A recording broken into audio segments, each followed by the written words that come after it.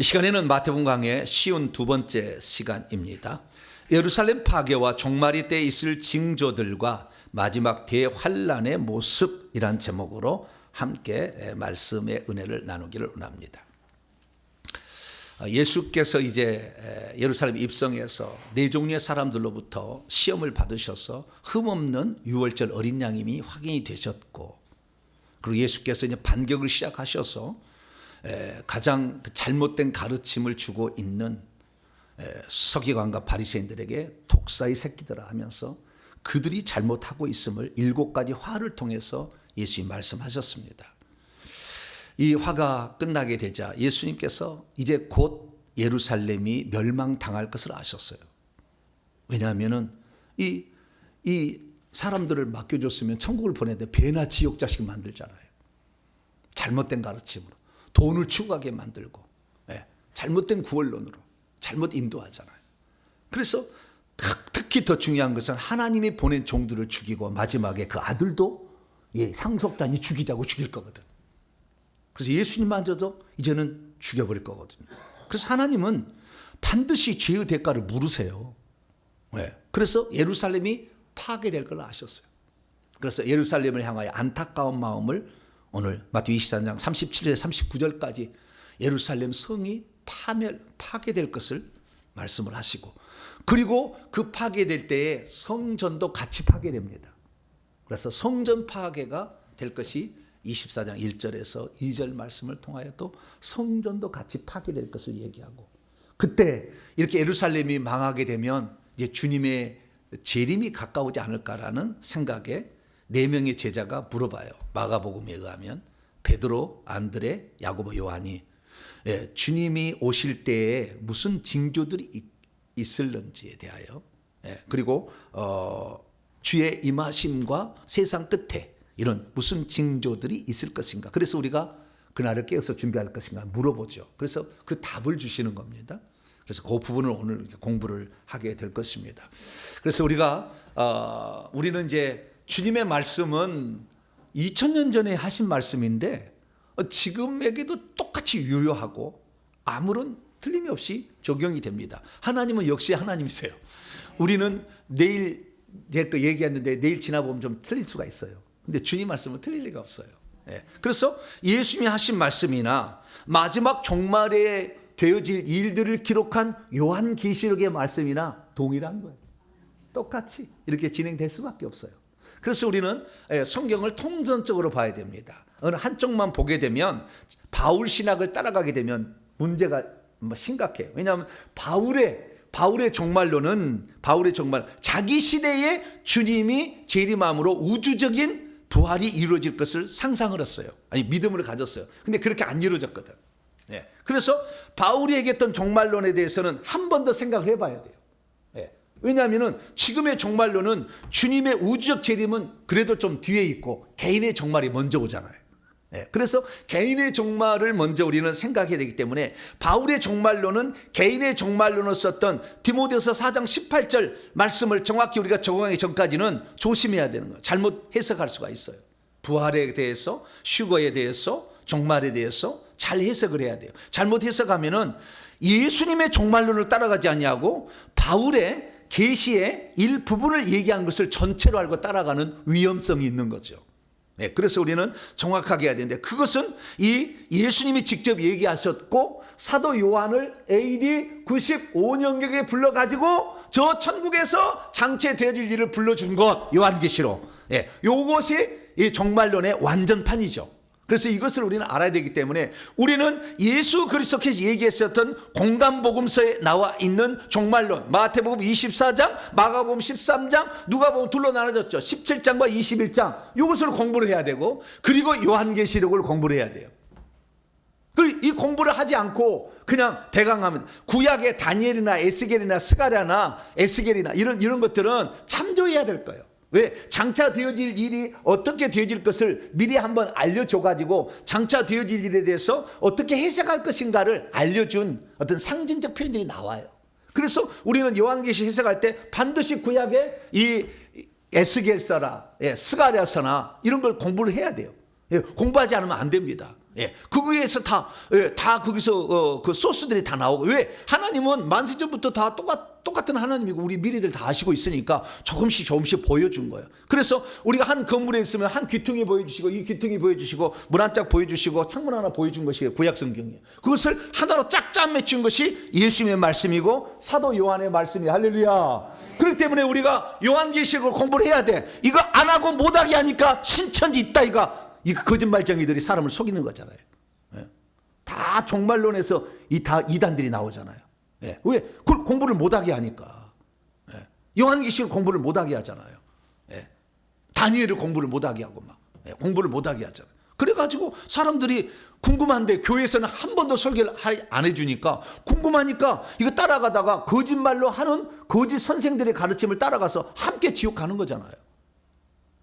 그래서 우리는 정확하게 예수 그리스도께서 하신 말씀, 마지막으로 주신 결론의 말씀인 요한계시록을 참 공부해야 될 줄로 믿습니다. 그래서 여러분들이 이 정말로 공부하시려면 제가 했던 요한계시록 강해 52강, 그 다음에 그 책으로 나옵니다. 요한계시록 강해 보완 2라고 돼 있는데요. 요거 52강, 104강이 있어요. 이걸 들어보면은 정말에 될 일이 싹 꿰어지게 됐어요. 지금의 시대가 어느 시대고 지금 어느 시대로 가고 있으며 앞으로 어떤 일이 벌어질 것인가 알고 있죠. 그래서 그때가 왔구나 생각하고 하나씩 준비를 해놔. 너무 부안해동할 필요는 없고, 오늘 우리에게 주어진 시간 속에 내가 할 일을 잘 준비해 가면 될 줄로 믿습니다. 자, 그러면 오늘 예수 그리스도께서 마지막 때에 되어질 일들, 주의 임하심, 파루시아, 주님께서 이렇게 강림하심과 그 다음에 종말의 때는 어떤 징조들이 있어서 그걸 알아차리고 주님의 재림을 준비할 수 있을 것인가 라는 말씀, 이 말씀과 더불어서 두 가지 파괴를 얘기한 거예요. 예루살렘 도시 성의 파괴와 예루살렘 성전의 파괴를 얘기해 주셨어요. 이 파괴가 사인이다. 사인이다. 이게 사인이다. 네. 그래서 이 사인을 잘 보면 주님의 때도 마지막 때도 동일한 패턴으로 다시 이루어질 거라는 거예요. 그래서 요한계시를 보게 되면 마지막 때의 대질이 7인, 7나팔, 7대접 재앙으로 나오거든요. 이렇게 반복적이면서 심화로 나가요. 그러듯이 모든 인류의 역사는 한 번에 다 보여준 게 아니라 보여주고 또 심화되고 더 심화되어서 알려주는 거예요. 이렇게. 그래서 전체적인 것을 우리가 다 이렇게 볼 수 있어야 돼. 하나도 다 알려주진 않아요. 그래서 하나씩 알게 되는데 예루살렘 도시의 파괴와 성전의 파괴가 종말의 때에도 이와 비슷한 증상이 나타날 거라는 거예요. 다시 반복적으로. 그래서 우리는 예루살렘 성의 파괴와 예루살렘 성전의 파괴를 주목해서 봐야 되고, 이러한 상황들이 결국에 마지막 시대도 다시 한번 재현될 거라는 거예요. 그래서 우리가 환난을 지금까지 안 당한 게 아니에요. 다 환난을 당했어요. 지금까지 환난 안 당하고 그냥 그거지 않아요. 다 환난 당했어요. 그런데 그 환난 가운데 주님이 재림하기 직전에 있을 마지막의 환난을 우리는 대환난이라고 부릅니다. 무슨 환난? 대환난이라고. 그래서 대환난을 준비해야 되는 거죠. 지금은 대환난을 준비할 때예요. 이때 대환난이 없이 훌쩍 올라간다. 그거 그렇게 될 리가 없어요. 지금까지 수많은 사람들이 다 이 예수님 때도 예수님 바로 뒤에 돌아가셔가지고 그 다음에 예수님 AD 30년에 돌아가셨는데 이 65년 전 AD 95년에 사자밥이 되고 불에 타 죽었다고요. 다 환난을 통과해서 죽은 거예요. 그래서 마지막 때도 똑같은 것이지 환난 안 받고 간다는 이런 세대주의적 전철연설, 이거 미혹받지 마세요. 나중에 후회할 거예요. 제 말을 안 믿어도 돼요. 안 믿어도 되지만 저는 성경적으로 다 풀어놨으니까 제 강의 104강을 들어봅시면 알 수가 있어요. 세대주의적 전철연설이 얼마나 사람을 미혹시켜가지고 그냥 우리는 환난을 안 받는다. 아니요, 환난을 다 받아요. 주님이 언제 오십니까? 우리 한 구절만 보더라도 알아요. 자, 마태복음 24장 29절로 30절, 29절로 30절 있습니다. 시작. 그날 환난 후에 즉시 해가 어두워지며 달이 빛을 내지 아니하며 별들이 하늘에서 떨어지며 하늘의 권능들이 흔들리리라. 그때에 인자의 징조가 하늘에서 보이겠고 그때 땅의 모든 족속들이 통곡하며 그들이 인자가 구름을 타고 큰 능력과 영광으로 오는 것을 보게 될 것이다. 환난 후에 그 돼 있잖아요. 환난을 받아야 된다. 환난 다. 그 환난을 통해서 알고 쭉정이가 갈라지는 거 아니에요? 환란 없으면 다 좋으면은 다 좋겠지. 그래 참 믿음이 있는지 어떻게 알아요? 환란을 통해서 하는 거예요. 왜? 환란을 통해서. 그래서 마지막 때에 주님께서 이 환란 끝 무렵에 우리 알곡들만 휴게하는 거 있잖아요. 알곡들만. 그 요한계시 14장에 나와요. 요한계시 강의를 다 들어보셔야 돼요. 예, 예. 낫으로 추수하는 인자 같은 이가 구름에 앉아서 추수를 해요. 알곡들만 추수를 한다고. 그래서 환란의 거의 끝 무렵에 가서 이 알곡들을 추수를 하는 거예요. 그래서 이제는 환란을 받지 않아도 너희들은 합격이란 사람들이죠. 그래서 이제 그렇게 환란의 끝 무렵에 가서 어느 시점인지 모르지만 그 시점에 가서 주님께서 우리를 휴거시키는 것이지, 환란도 임하기도 전에 7년 환란 전에 올라간다. 다 거짓말이에요. 이게 완전 세대지 조작이에요. 조작. 제가 다 설명을 해놨어요. 조작이요. 이거 믿지 마세요. 여러분 환란을 통과하셔야 돼요. 그래야만이 여러분이 알곡만 휴거되어 올라가는 거예요. 마지막 한 번 더 남은 자들, 이 이삭 추수가 이제 재림 때 한 번 더 있는 것이고, 그래서 우리는 지금 환란을 통과할 준비를 하고 있어야 환란을 당할 때 아무런 문제가 없는데, 환란을 통과하지 않는다는 가르침 갖고 있다 환란 오면 다 부인할 거지. 다 부인할 거지. 그래서 주님은 이 환란 때, 그래서 환란이 너무 심하니까 그날을 단축해 준다고 하잖아요. 감해 준다고. 그것이 바로 휴거예요. 감축시켜 주는 게. 그건 짧은 기간이에요. 그래서 우리는 전부 다 환란을 통과할 생각을 하고 지금 준비를 하셔야 돼요. 할렐루야.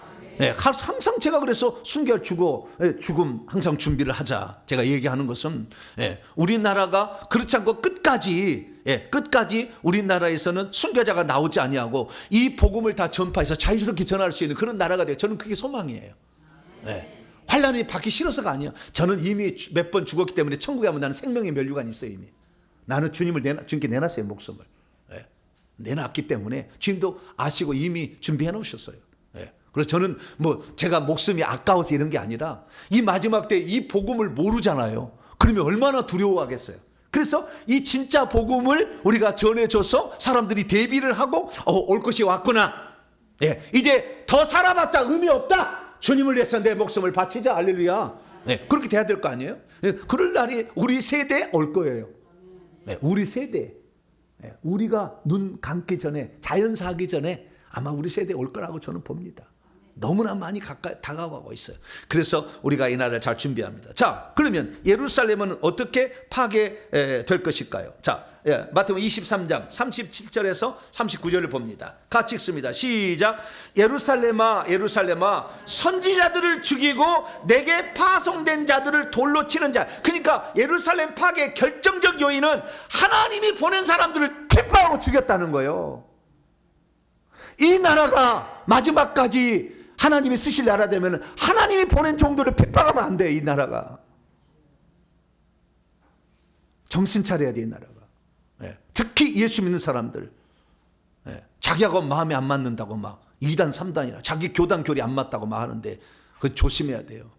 예루살렘이 파괴된 이유가 잘못, 이 인도에서 7가지 화 있잖아요. 7가지 화.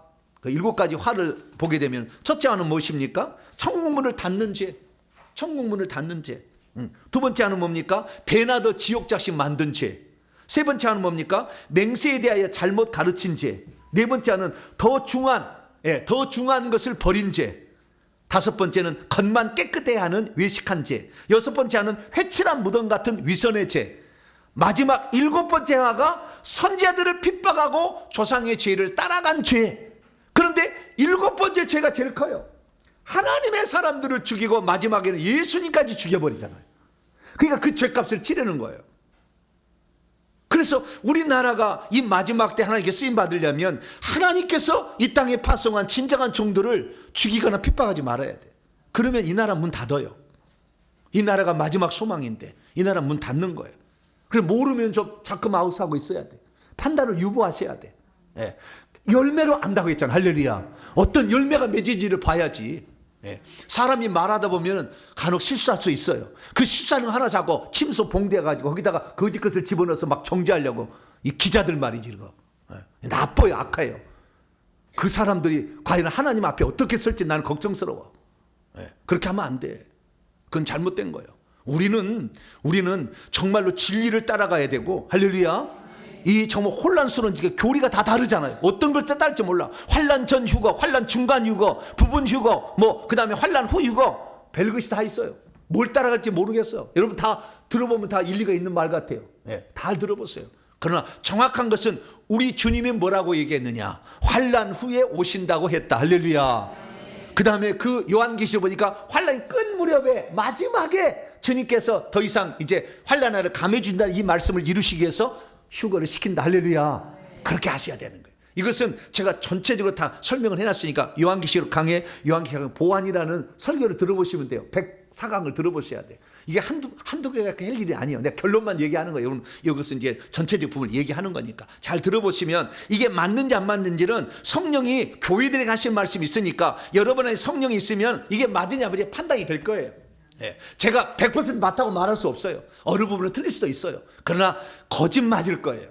거짓 맞을 거예요.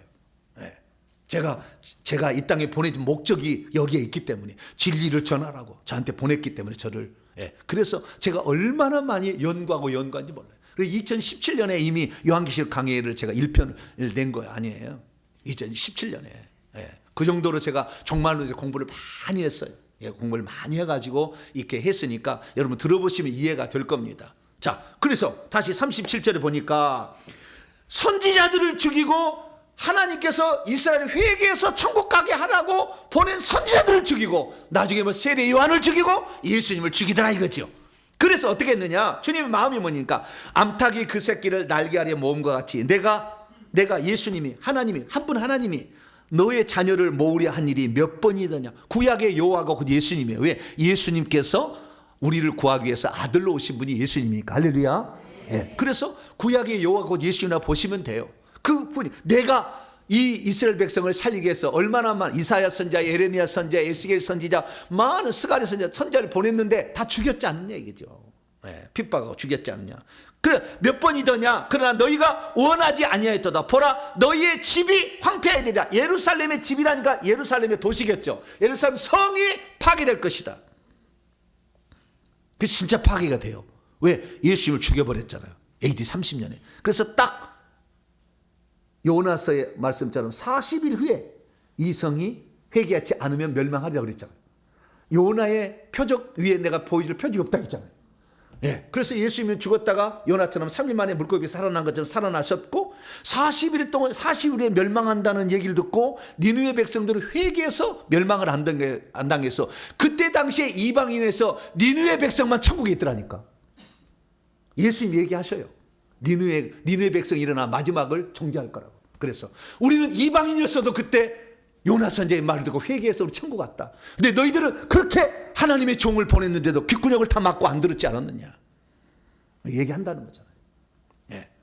그래서 하나님께서 보낸 그 선지자들을 죽인 대가가 제일 커요.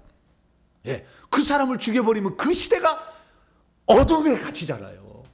진리가 아닌 거짓 것에 포장되잖아요. 그럼 한 시대가 망하는 거잖아요. 하나님 보낸 종을 죽여버리면. 그래서 몇 번이더냐? 그것을 내가라고 얘기하므로 구약에 예수님이 바로 여호와로 일하셨구나 라는 사실을 알 수가 있죠. 칼빈도 그래서 여호와는 곧 예수님이다 이렇게 다 기독교 강의도 다 얘기해놨어요. 여호와께서 품으려고 한 일 몇 번이더냐? 그러나 너희가 원하지 아니하다. 너희 집이 이제 황폐하게 될 것이다. 그래서 이제 황폐하게 됩니다. 그래서 예루살렘이 파괴가 되는 거죠. 예루살렘 파괴는 베스파시아누스라는 로마의 9대 황제의 아들이 티투스라는데 우리는 한국말로 디도라고 하죠. 디도 장, 이 사람의 아들이에요. 이 사람의 아들이 와가지고 멸망을 시키는데 이 사람은 9대 왕이고 나중에 아들 디도라는 그 장군이 와가지고 이 사람 아들이에요. 아들이 와가지고 예루살렘을 파괴시키고 성전을 불태워버립니다. 그리고 이 사람이 가서 로마의 10대 황제가 됩니다. 디도 장군이. 그리고 예루살렘하고 로마하고 밀접한 관련인데 이 베시파니안 이 황제가 예루살렘에 아주 반역들이 많아서 이것들을 잡으려고 왔어요. 그런데 비텔리우스라는 8대 황제가 죽어요. 그래서 이제 로마의 원로원이 불러다가 당신 왕해라 해서 왕으로 할 때 잠시 이 예루살렘을 포위를 풀어요. 그때 예수 믿는 사람들이 도망을 칩니다. 도망을 치라는 말이 있었잖아요. 자, 성경 봅니다. 16절입니다. 15절부터 16절 시작. 그러므로 너희가 선지자 다니엘이 말한 바 멸망에 가증한 것이 거룩한 곳에 선 것을 보거든 읽는 자는 깨달을진저 그때 유대에 있는 자들은 산으로 도망할지어다. 빨리 도망하라 했잖아요. 예, 빨리 도망하라 했잖아요. 그러면 이 거룩한 곳이 어딜까요? 자, 누가복음 21장을 열어봐요.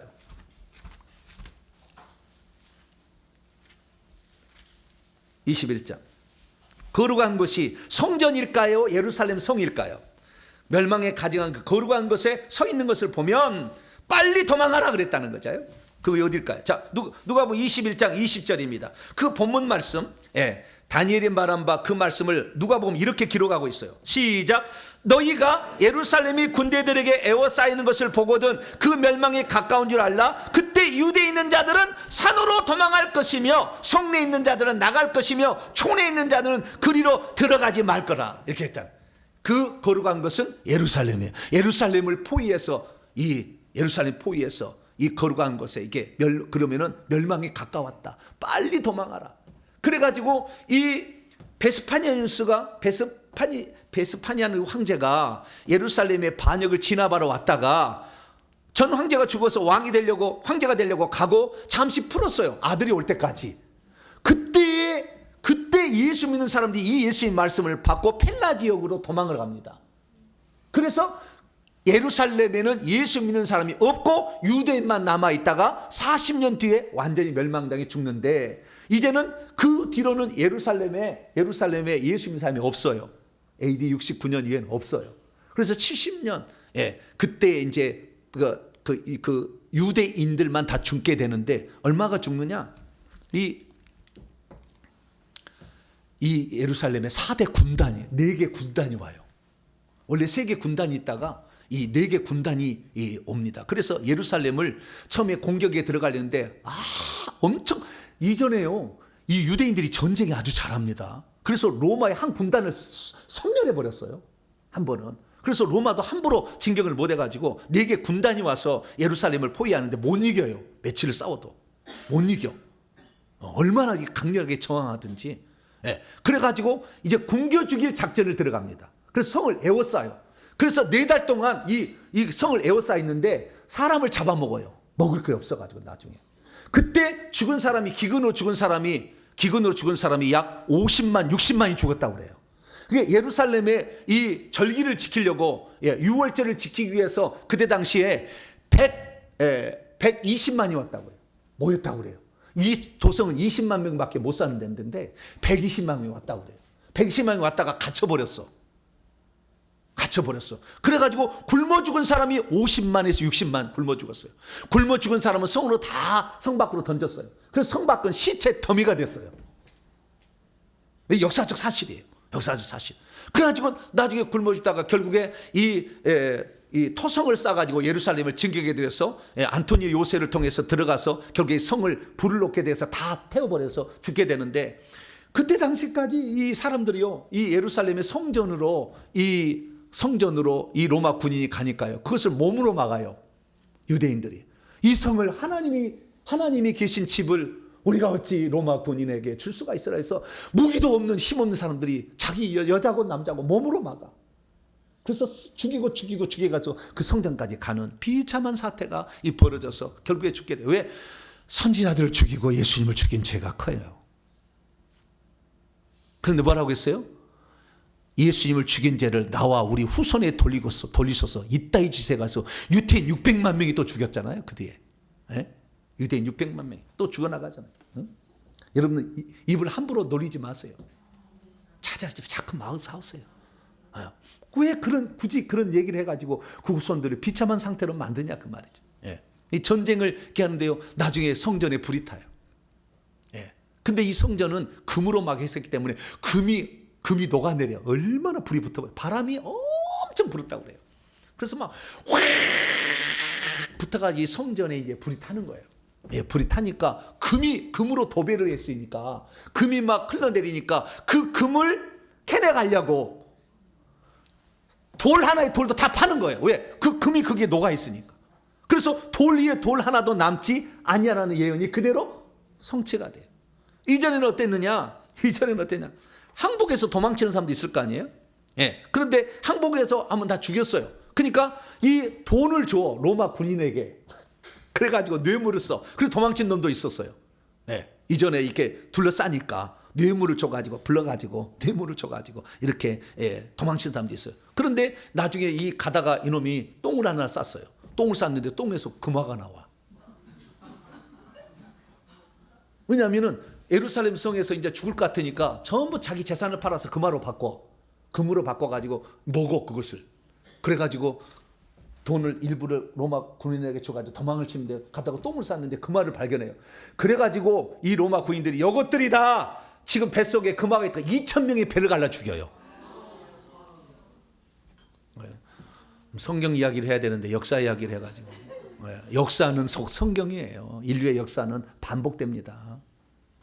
요세푸스의 유대 고대사나 이 요세푸스라는 사람이 누구냐면 유대 고대사 예루살렘 전쟁사가 다 나와요. 근데 요세푸스가 이 갈릴리에서 유대인들이 로마하고 대항할 때 전쟁할 때 대장이었어요. 대장 요세푸스가 그런 사람이. 그래서 나중에 몇 년 전쟁하다가 항복해요. 그래 항복하면서 자기가 내가 이 땅에 존재한 목적을 생각해요. 그래가지고 내가 이 마지막 순간을 남기리라. 이게 글 잘 쓰는 사람이에요. 그래서 전향을 해가지고 나중에 로마 디도 장군의 통역사가 됩니다. 통역사가 돼가지고 그 모든 이야기를 다 기록하려고 자기가 다 그 기록을 해놨어요. 그래서 우리가 이거 아는 거예요. 그렇게 예루살렘 성전이 파괴가 되는데 이 사람이 바로 디도 장군의 흉상이고요. 이때 그래서 50만 60만 명 굶어 죽고 그 다음에 성전을 이렇게 죽일 때 그때 죽인 사람이 전체를 다 합치니까 또 5, 60만이 되는 거예요. 110만 명이 죽었어요. 몇 달 새에 110만 명이 죽고 9만 7천 명을 포로로 잡아가지고 로마의 콜로세움이라는 원형 경기장을 만들어요. 콜로세움을 만들고 그 콜로세움 바로 들어가는 입구에 개선문이 있어요. 개선문이 로마 디도 장군이 디도 장군을 위하여 세운 거예요. 이 황제를 위하여 개선문을 이렇게 세워놨어요. 그래서 로마에 가면 이걸 반드시 보셔야 돼요. 성지순례 가면. 이 개선문이에요. 개선문. 역사적 사실이에요. 그래서 우리가 성경의 모든 이야기는 주님의 말씀은 그대로 이루어진다. 주님이 그대로 빨리 이루어져야 되는데 주님은 참아서 좀 더 늦게 이루어진다고 보니까. 근데 이 니느웨 백성들은 40일이 지나면 멸망하리라. 하루를 1년으로 해서 40년이거든요. 그런데 이 40일을 금식해서 니느웨 백성들은 살아나지만 이스라엘 민족은 40년을 기다려도 회개하지 않아. 끝까지 회개하지 않아. 그래서 하나님께서 이 예루살렘 제사장들이 마지막 버티는데 제사장들이 다 목에 잘려 다 죽어요. 제사장이 마지막 이렇게 그 성전을 보호하다가. 그래서 사두개인이 멸종을 당해버립니다. 그때 사두개인들이 완전 멸종을 없어져 버려요. 역사에 사라집니다. 왜? 성전에서 돈 팔았잖아요. 돈 판매했잖아요. 그거. 비둘기 판매하고 양떼, 소떼, 성전 환전하면서 돈만 눈에 먼 사람들 후회할 거예요. 나중에. 돈 갖다 어디 했습니까? 주의 나라를 위해 써야 돼. 할렐루야. 자기의 일신상이 잘 먹고 잘 사는 데 썼다가는 다 후회해요. 아무것도 없어요. 너희 보물을 하늘에 쌓아두라. 할렐루야. 거룩한 일에 사람 영혼 살리는 일에 우리가 써야 되는 것입니다. 자, 그래서 황폐해진 버리라. 39절 마태복음 24장 39절 내가 너희에게 이르노니 이제부터 너희가 찬송하려다 주의 이름으로 오시는 이여 할 때까지 나를 보지 못할. 주님의 재림 때까지 이스라엘 민족 안 돌아와. 근데 지금도 제3의 성전을 지어서 부흥이 있을 거라 이런 착각을 하는 사람들이 백투 예루살렘 주장하는 사람들이 있어. 주의 이름으로 오시니 할 때까지 나를 보지 못하리라 그랬다잖아요. 이스라엘 민족이 더 이상의 부흥이 조금 있어요. 두 증인에 의한 마지막에 복음 전파. 그래도 마지막 왜? 바울이 그 열정 비밀을 알았잖아요. 로마서 11장. 로마서 11장. 로마서 11장. 25절. 로마 11장 25절 시작. 형제들아 너희가 스스로 지혜 있다 하면서 이 비밀을 너희가 모르기를 내가 원하지 아니하노니 이 비밀은 이방인의 충만한 수가 들어올 때까지 이스라엘이 더러 우둔하게 된 것이라. 예, 이방인의 충만한 숫자가 채워져서 이제 이방인으로 교회가 갔지만 마지막에 남은 수가 조금 있어요. 남은 자가 있다고 그래. 이게 로마서 11장 얘기야. 남은 자 조금 있어. 그 조금만 구원하는 거예요. 뭐 백두 예루살렘에서 성전 짓는다? 저는 거의 불가능한 이야기라고 봅니다. 좀 더 얘기하겠지만 불가능한 이야기. 예, 그거 다 허상된 이야기예요. 이미 주님은 버렸어요. 그러나 그 민족이 메시아를 낳았기 때문에 그래도 조금 긍휼을 하나님이 베푸시는 것뿐이에요. 그들도 똑같이 우리들처럼 이방인으로 취급돼서 이제는 그들도 예수 믿어야 구원받는 것이지 유대인하고 구원받는 게 아니에요. 이미 우리의 이 역사에 지금 그 나침반은 대한민국으로 옮겨졌어요. 방향이. 이 마지막 때 하나님이 그랬어요. 우리가 듣고 있는 이 복음은 그 어느 시대에도 듣지 못한 복음을 지금 듣고 있는 거예요. 이 비밀을 지금 듣고 있는 거예요. 여러분들이. 예. 어느 시대도 이렇게 못 들어봤어요. 우리는 역사의 현장에 그 마지막에 대미를 장식할 사람들이니까 우리는 마음가짐을 좀 새롭게 가져야 됩니다. 할렐루야. 돼지처럼 눈에 보이는 거라 먹을 것으로 쫓아다니고 어디에 이렇게 쫓아다니지 말고 정말 이 마지막 시대에 내가 주님의 뜻을 이루는 하나에 나도 마중물이 되리라. 할렐루야. 그렇게 나가야 되는 거예요.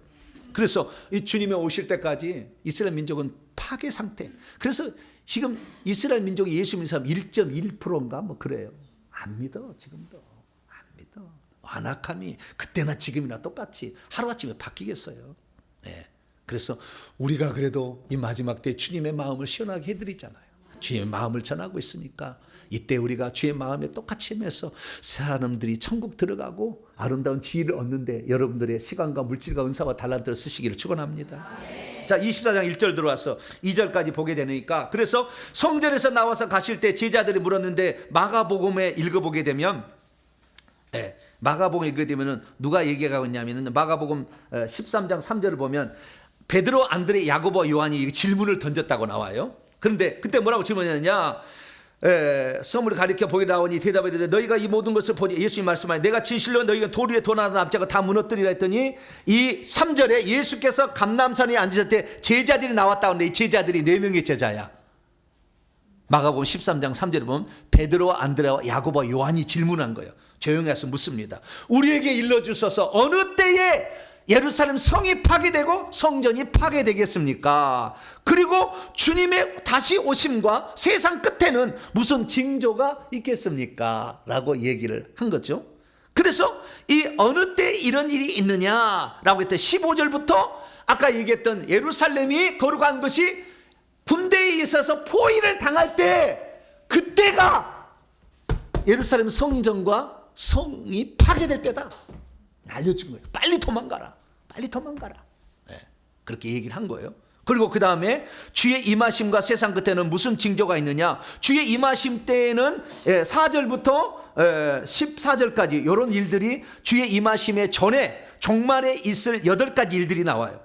주님의 종말이 있기 전에 8가지 쭉 이런 일들이 계속 있을 거라는 거예요. 있고 그 다음에 이제 진짜 환란의 때가 오게 될 텐데 그 환란의 때가 올 때는 예루살렘에 이런 대환란이 왔듯이 마지막 때에 환란이 온다는 거예요. 그 환란이 바로 15절부터 28절까지 대환란의 때를 얘기하고 있어요. 대환란의 때는 이런 거다. 마지막 때는 이런 일이 있을 거다. 가장 중요한 것이 24절이에요. 거짓 그리스도들과 거짓 선지자들이 일어나여 큰 표적과 기사를 보여 할 수만 있으면 택하신 자들도 미혹할 때예요. 그러면 그전에도 내가 그리스도라면서 가짜로 재림 예수 흉내를 낸 놈이 많잖아. 신천 이만희부터 시작해가지고 박태선, 문선명 다 이게 흉내 놈들이잖아. 다. 지금도 JMS 있죠? 잘 아시죠? 아직 그 양반. 지금도 자기가 재림 예수라고 하잖아요. 하나님의 교회, 하나님의 교회도 그러잖아요. 안상홍을 재림 예수라고 하잖아. 내가 그리스도 그걸 믿고 따라가잖아. 그래서 하나님 안상홍을 어떻게 소개했느냐? 안성이 죽었는데 한 달인가를 시체를 놔뒀어요. 몇 달 놔뒀는데 기억이 뭐 나네. 살아난다고. 다시 살아난다고. 안성이 죽었는데. 그 나중에 썩은 냄새가 펄펄 나서 이제 무덤에 묻었는데 뭐라고 숙이느냐? 하나님이 창세 전에 인간을 창조할 때 아담과 하와를 창조했고 남자와 여자가 있었다. 그래서 아들이 나왔다. 그래서 재림 예수는 하나님이시니까 하나님 아버지가 재림 예수면은 어머니도 있지 않겠느냐? 그래 예수님이 아들이 나오지 않겠느냐?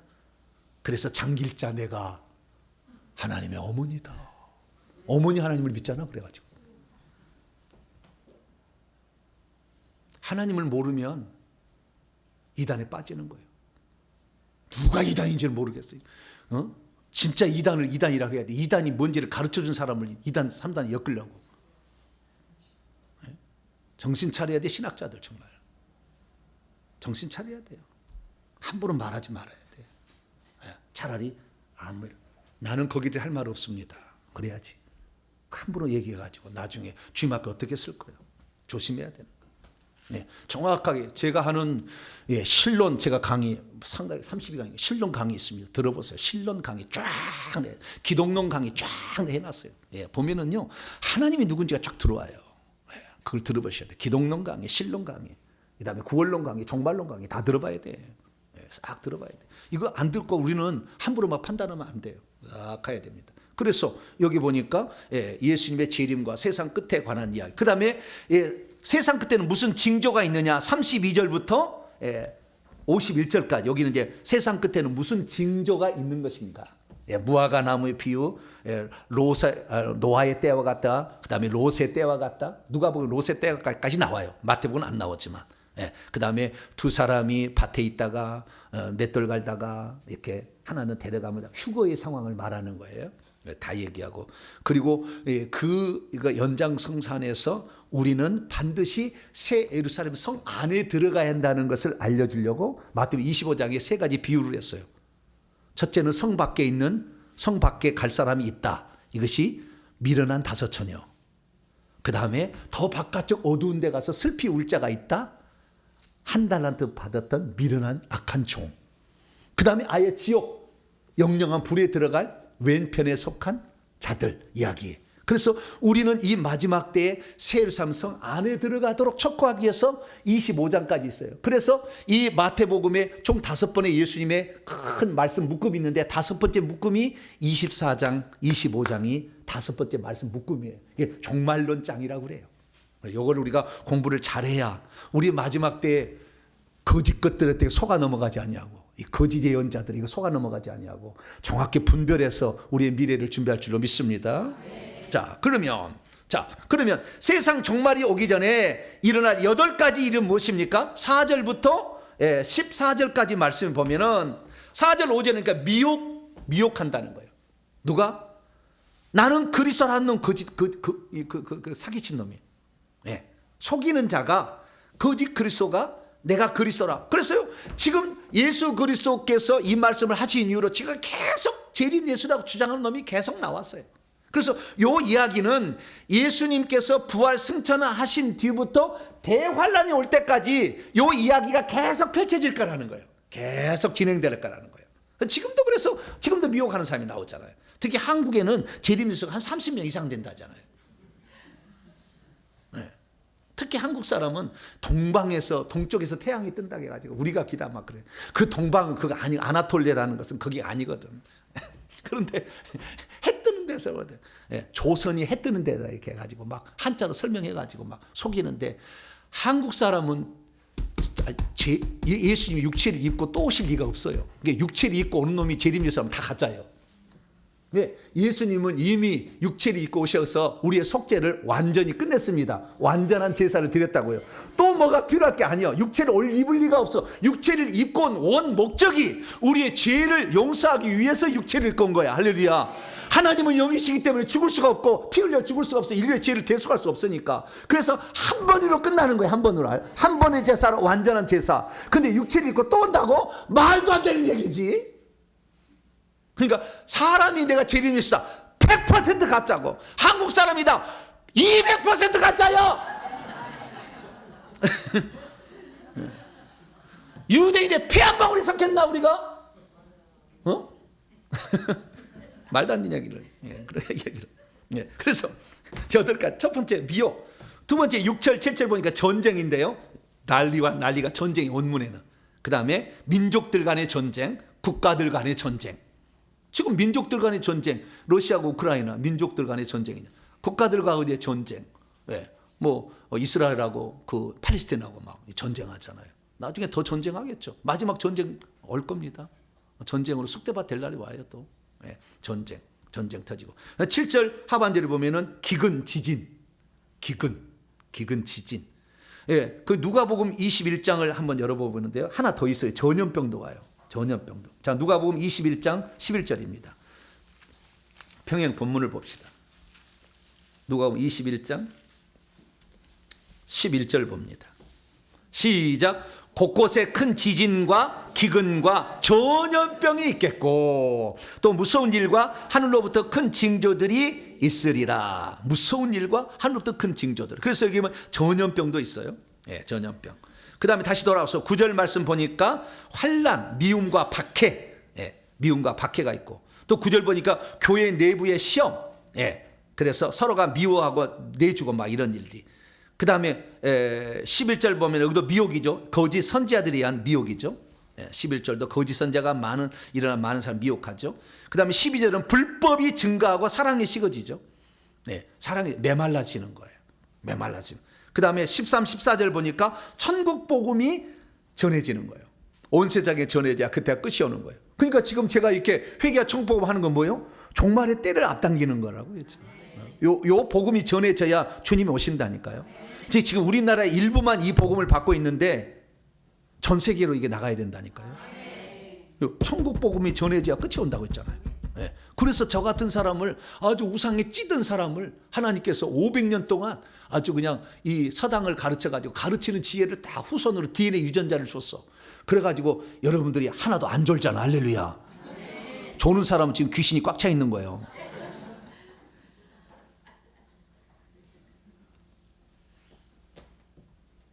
그래서 저같이 저는 평균 IQ, 대한민국 평균 IQ 아시죠? 네, 대한민국 평균 IQ를 지녀서 여러분하고 뭐 똑똑한 게 없어. 나는 똑같은 사람이에요. 근데 왜냐? 열심히 노력하고 또 반복하고 또 보고 할렐루야. 연구하고 잠 안 자고 연구하고 할렐루야. 막 그래서 알아낸 거지. 남들이 다 쳐드실 거 드시고 잠 퍼잘 거 퍼자고 이렇게 하면은 안 됐겠지. 나도 여러분하고 똑같은 평균 IQ예요. 뭐 똑똑한 게 없어. 어떤 사람은 그러더라고. 목사님, 제가 IQ가 150인데요. 내 수준 같아요. 아니, 나 아니라고. 나는 평균 IQ라고. 나는 평균 IQ라고. 네. 성령의 지혜가 조금 있기 때문에 조금 달리 보이겠죠. 나는 평균 IQ. 여러분하고 아무런 차이가 없어요. 똑같은 사람. 나보다 IQ 높은 사람 많을 걸 여기에. 네. 평균 IQ가 몇이에요? 이거예요. 예, 이거 쳐봐. 인터넷 쳐봐. 바로 나와. 대한민국 평균 IQ. 예, 평균 IQ 나는 그거예요. 근데 그 이상도 많을 거예요. 근데도 이 성령, 죄가 귀신이 많이 들어서 제사를 많이 지내면 불신앙이요. 못 듣게 하는 영, 의심하게 하는 영, 속아 넘어가게 하는, 그건 부처 쪽에 오는 거예요. 속이는 영, 예, 무당 쪽에서 옵니다. 이런 영들이 있으면 속아 넘어가요. 그래서 저는 그게 없기 때문에 속지 아니하고 정확히 분별을 좀 할 수가 있는 것 차이일 뿐입니다. 여러분들도 회개하시고 악한 영이 나가면 보다 더 정확히 알게 되는 거니까 그렇게 하시길 바랍니다.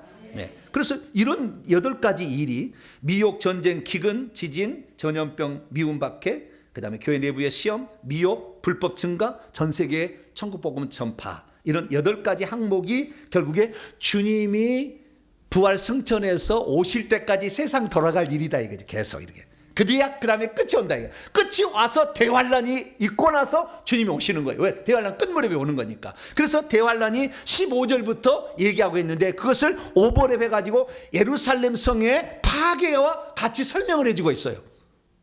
아시겠죠? 예루살렘 성과 성전의 파괴와 동시에 오버랩 시켜가지고 얘기를 해주고 있는 거예요. 그래서 대환란 때는 여러분들 도망가야 돼요. 여러분들 도망가야 돼. 잘. 그래서 여러분 달리기를 많이 연습을 하셔. 할렐루야. 도망가는 연습을 잘해야지. 그래가지고 벌써부터 이게 도망간다는 것이 상당히 영적인 의미인데, 이 도망을 미리 가서 저 피지에 도망간 사람도 있더라고. 피지에. 왜냐하면 거기는 괜찮다고. 뭐 어디 도망간 사람이 있어요. 돌나라 무슨 거기도 뭐 도망가 있어. 어디 나라로 막 도망가 있어. 그 나라 가면은 뭐 안 찾아낼까 봐. 레이더망은 거기는 없나? 어디가 간다. 주님의 품 안인 것을 믿으시기 바랍니다. 어디를 간다고 해서 못 찾아내겠어요. 그냥 예수 품 안에 있으면 그게 가장 안전한 거. 살려줄 사람은 살려줄 거고, 순교해서 천국에서 상을 많이 받을 사람은 순교의 제물로 갈 거고. 그렇게 생각하세요. 너무 막 어디로 뭐 피난처가 있어가지고 어디로 가면 좋을 것 같아. 막 그런데 그런 건 없을 것 같아. 내가 봤을 때. 우리 주님을 믿고, 그래서 자유 대한민국으로 지켜지면 우리나라가 피난처가 될 것 같아요.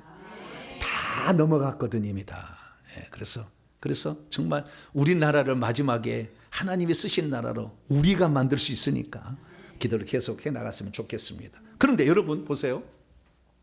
이러한 일들이 일어나고, 그 다음에 대환란이 이제 15절부터 이제 28절까지가 대환란에 있을 일들이에요.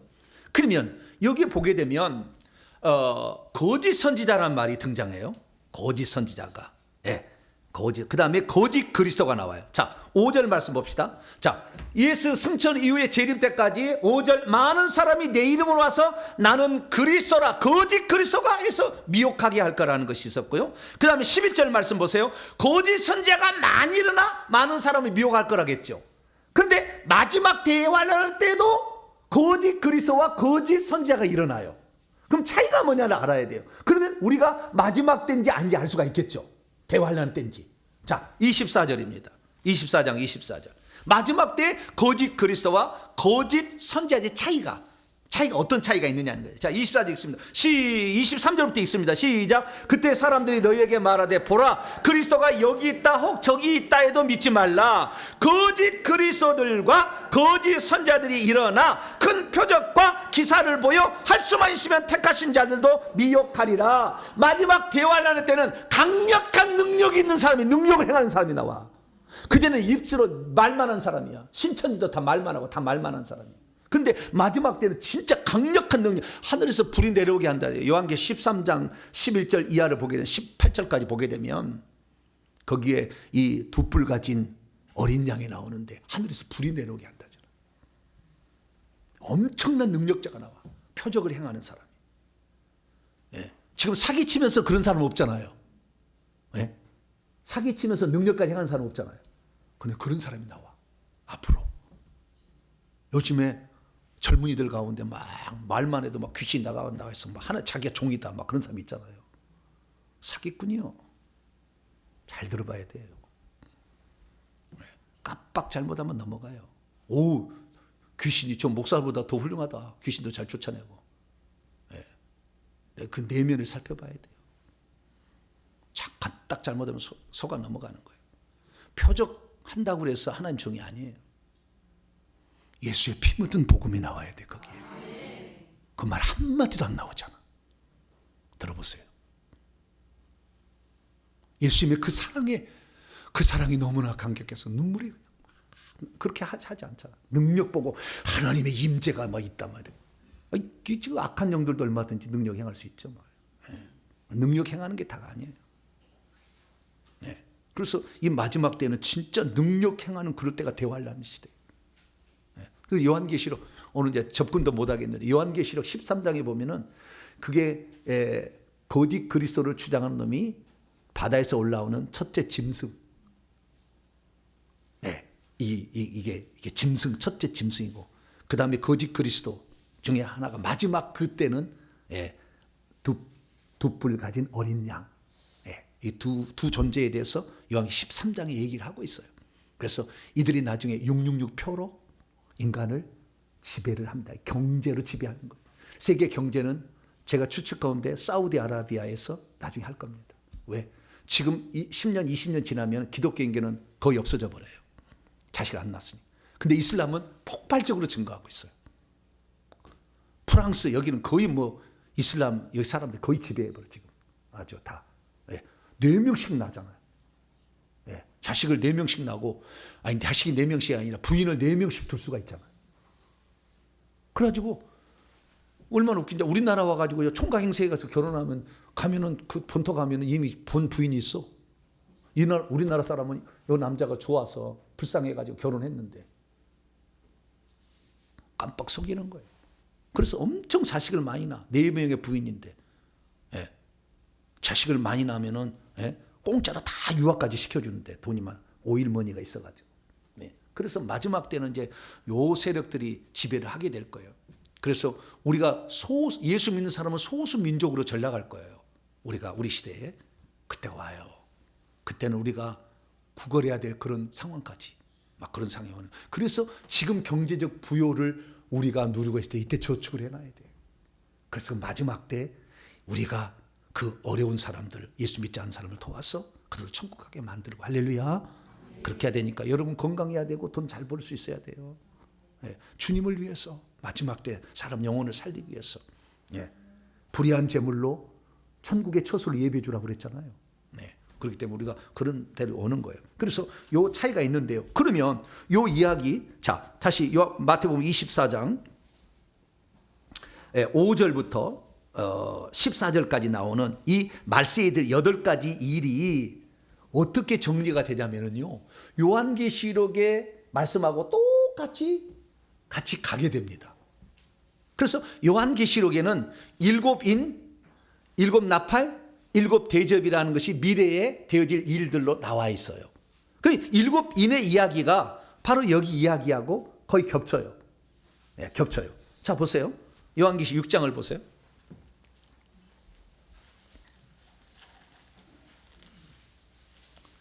요한계시 6장에 보게 되면 말세에 되어질 일을 7가지 인으로 7가지 도장이 찍힌 두루마리에 기록이 되어 있었어요. 마지막 되어질 일이. AD 95년에 어린 양이 들고 있는, 아버지가 줬어요. 어린 양이 받았어요.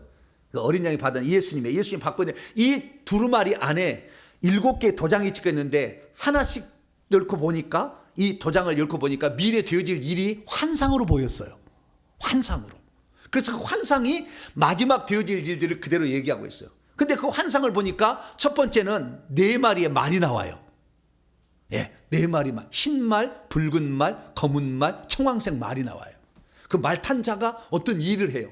그것이 마지막 이 예수 승천 후에 재림까지 할 일을 얘기하고 있고요. 그 다음에 5번째 인을 떼니까 순교자들의 호소가 나와요. 6번째 인을 떼니까 해와 달과 별들이 낙엽처럼 떨어지는, 이상하게 하늘의 천체가 이상하다고 나와요. 그리고 7째 인을 떼니까 이제 마지막 이제 다시 한번 또 반복되는 또 일이 나와요. 네 나팔과 그 다음에 이렇게 자연 재앙을 치는 4나팔, 그 다음에 인간 재앙을 치는 3나팔, 이렇게 또 나와요. 그래서 요 세상 돌아가는 마지막 이야기는 7인으로 구성되어 있어요. 그럼 7인인데 첫 번째 인은 뭐냐? 흰 말이 튀어나왔는데 말탄자가 있어요. 그게 뭘 하는 거예요. 그게 환상이니까 해석을 해야 돼. 그 해석을 잘하려면 지혜의 말씀의 은사가 있어야 되는 거예요. 그래야만이 해석이 되는 거예요. 환상을 보는 것은 지식의 말씀의 은사가 있어야 환상을 보는 것이고, 그래서 마지막 때는 너희 자녀들은 꿈을 꾸고 환상을 보고 예언하라 막 그러잖아요. 네, 이런 것들이 지혜의 말씀의 은사에서 조금만 더 나가면 예언할 수가 있어요. 예언이 되는 거예요. 왜? 미래까지 다 이렇게 되는 거니까. 그래서 지식의 말씀의 은사로 미래 일을 보고 그것을 해석해 버리면 예언이 되는 거예요. 그래서 이게 되는데, 그러면 흰 말, 붉은 말, 그 다음에 검은 말, 청황색 말은 뭐냐? 이거죠. 근데 많은 사람이 잘못 이것을 이해해가지고, 요한계시 강의 들어보세요. 잘못 이해해가지고 이 7인은 7 재앙이다라고 풀었어요. 아니에요. 7 재앙은 7 나팔이에요. 나팔. 7 나팔이 7 재앙이고, 7 대접 재앙은 불신자의 세력에만 내려지는 재앙이에요. 나중에 성경 강의 들어보세요. 그래서 처음에는 인류의 역사가 어떻게 진행될 것인가를 보여주는 그림이 7인으로 봉인된 거예요. 그래서 7인으로 봉인됐는데, 그래서 이것을 전부 재앙으로 푸는 것은 잘못 푸는 거예요. 마지막 되어질 일을 보여준 건데 재앙으로 푼다고. 그래서 첫 번째 흰 말을 뭘로 풉니까? 적그리스도다. 2번 붉은 말은 전쟁이고, 3번 검은 말은 기근이고, 청황색 말은 전염병이다. 이렇게 풀어요. 그런데 그건 틀린 거예요. 그것은 왜 틀렸냐면은 일치하지 않아. 뭐가 일치하지 않냐면은 자, 추상명사로 풀거나 인물로 풀려면 다 인물로 풀어야 돼. 첫 번째 흰말이 적그리스로 풀려면 그 다음에 인물로 풀어야지. 근데 두 번째는 뭐예요? 전쟁. 세 번째는 기근. 네 번째는 전염병. 인물로 풀려면 인물로 풀어야지. 그러면 뒤에 있는 추상명사로 풀었으면 앞에도 추상명사로 풀어야지. 적그리스로 풀면 안 돼. 그럼 만약에 푼다고 한다면 미혹이라고 풀어야지. 미혹이라고. 아까 미혹한다고 했잖아요. 기근이 일어난다고 했잖아요. 전염병 나온다고 했잖아요. 천국복음이 전파된다고 막 그런 나오잖아요. 아까 마태복음 24장 5절에서 14절까지 나오잖아요. 그래서 이 말씀을 보게 되면 우리가 예수님의 말씀하고 요한계시록의 사도 요한이 보는 환상하고는 일치를 해야 되는 거예요. 일치를. 예. 그래서 일관성이 없으면 그 해석이 틀린 거예요. 근데 많은 사람이 일관성이 없게 나가. 이 재앙으로 막 푸는 거, 일곱이는 재앙으로 푸는 거. 그러면 순교자는 재앙입니까? 사람 죽이는 이 순교에서 거룩한 일을 하는 건데 재앙입니까? 재앙당한 겁니까? 그건 범죄자들에게 하나님이 벌을 내리는 건데 순교자가 재앙받은 겁니까? 그렇게 풀면 안 되지. 그래서 일관성이 있어야 돼. 근데 많은 사람들이 막 요한계시록 강의에 막 그거 따라가더라고. 그래서 정신을 차리고 이게 성경을 풀어야지 정신을 차리면 안 되는 거예요. 그래서 저는 이게 미혹이라고 푼다면 좀 가능성은 있어 보여요. 흰말을 미혹이다. 예, 왜냐하면 우리 속에 들어있는 뱀이 흰 뱀이면 속이는 뱀이더라고요. 실제로. 그래서 흰 뱀이니까 흰 말은 이건 다 스가랴서에 가져온 거예요. 다 강의에 나와요. 스가랴서에 나오는 말들을 갖다가 환상을 본 걸 가져다 끌어다 쓴 거예요. 근데 어쨌든 이 흰 말은 뭐냐? 미혹이라고 풀 수도 있을 것도 같아요. 그러나 미혹이 아닌 것은 자 보세요. 6장 1절 요한계시록 6장 2절 6장 2절 시작. 이에 내가 보니 흰 말이 있는데 그 탄자가 활을 가졌고 면류관을 받고 나아가서 이기고 또 이기려고 하더라. 무엇을 쓰고 있어요? 면류관이 스테파노스입니다. 스테파노스는 하나님이 이긴 자에게 주는 성도에게 주는 것이지 적그리스도나 무슨 거짓 선자에게 절대 주지 않아요. 이건 그 단어 자체가 그래요. 한 번도 준 일이 없어. 성경 다 찾아보면. 스테파노스는 항상 이 하나님의 사람의 이긴 자에게 준 거예요. 그렇기 때문에 저는 이것을 뭘로 푸느냐? 이 흰 말은 결국에 복음 전파다. 왜? 땅끝까지 천국 복음을 전파돼야 끝이 오리라 아닌가. 그래서 마지막 일어날 일 이 네 가지의 말이 막 달려가. 마지막까지. 하나는 복음을 전파, 땅끝까지 복음을 전파해. 하나는 뭐예요? 기근이 일어나서 막 기근. 그 다음에 또 하나는 뭐예요? 기근이 아니 전쟁이 나서 전쟁.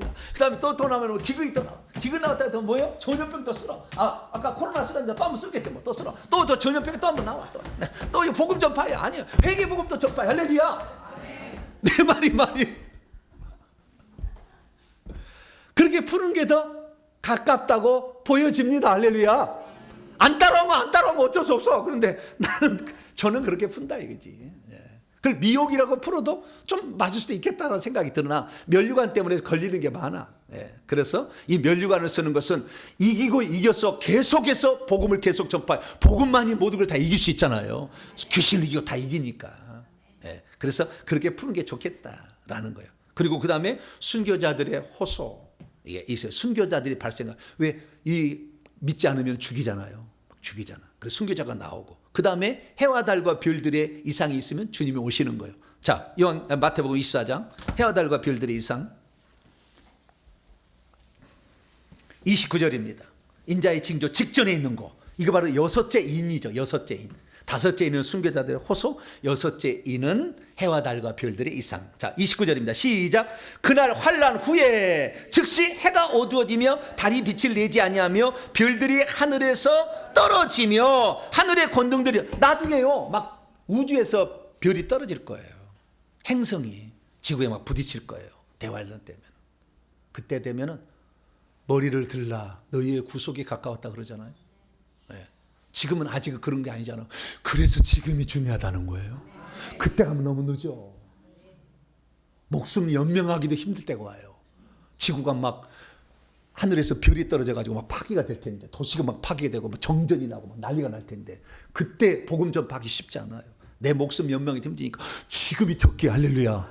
지금 예수 믿는다고 핍박 안 하고 제가 이게 복음 전한다고 유튜브 단속하지 않을 때가 지금이 복음이 들을 때고. 할렐루야. 지금 회개할 때고, 지금이 천국을 준비해서 이 건강해서 물질로 주에 섬기고, 10만 있으면 가서 주의 일에 봉사해가지고 지금 준비할 때지. 언제 준비하려고? 어려울 때, 자기 믿음 지키기도 어려울 때예요, 그때는.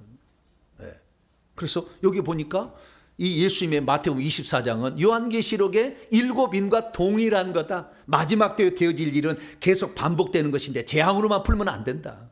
요한계시록은 재앙의 일이 아니다. 그런데 7 나팔은 재앙이에요. 나중에 보시지만. 그래서 첫째, 둘째 지혜 강천 4개 나팔과 그 다음에 화로다 독수리가 날아가면서 5, 6, 7째는 인간을 치는 재앙이에요. 그러니까 사람이 그때 죽어서 그때 5째 나팔 때 귀신들을 확 올려버린다. 그때 사탄이 올라와요. 마지막 때 사탄이 올라옵니다. 지금 갇혀 있어. 누가 사탄 본 사람 아무도 없어요. 지금 갇혀 있거든 지금. 그 올라와. 그러면 그때는 잔인하게 죽일 거예요. 귀신들이 아주 여러분들 아주 막 칠 거예요. 귀신들을 빨리 뽑아내야 이게 귀신들이 우리에게 안 달라붙지. 그때 되면은 귀신들이 땅에서 다 메뚜기 황충장으로 올라오잖아. 엄청나게 올라오죠. 다 칠 거예요, 막. 그때는 막 아파서 죽으려고도 죽음의 피해가.